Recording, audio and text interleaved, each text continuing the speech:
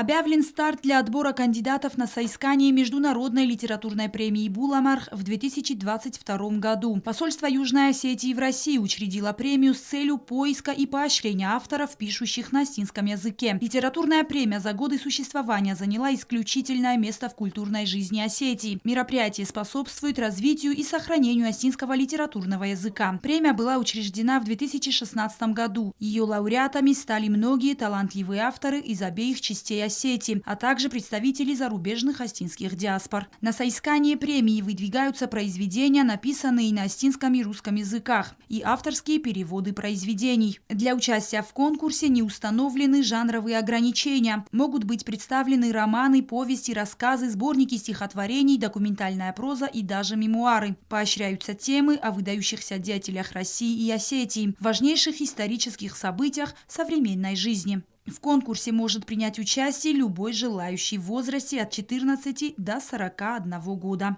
При выдвижении на премию предоставляется краткая творческая биография автора, также основные сведения о произведении. Премия «Буламарх» включает в себя несколько номинаций. Победителям конкурса вручаются дипломы, а также премии. За первое место ее размер составляет 60 тысяч рублей, второе место 40 тысяч и третье место 30 тысяч. Премия для авторов, пишущих на русском языке, вручается в одной номинации в размере 60 тысяч рублей. Желающие принять участие в мероприятии на соискание Международной литературной премии «Буламарх» должны предоставить свои заявки до 30 октября 2022 года. Роза Тедеева, Оксана Таттаева. Информационный выпуск сегодня.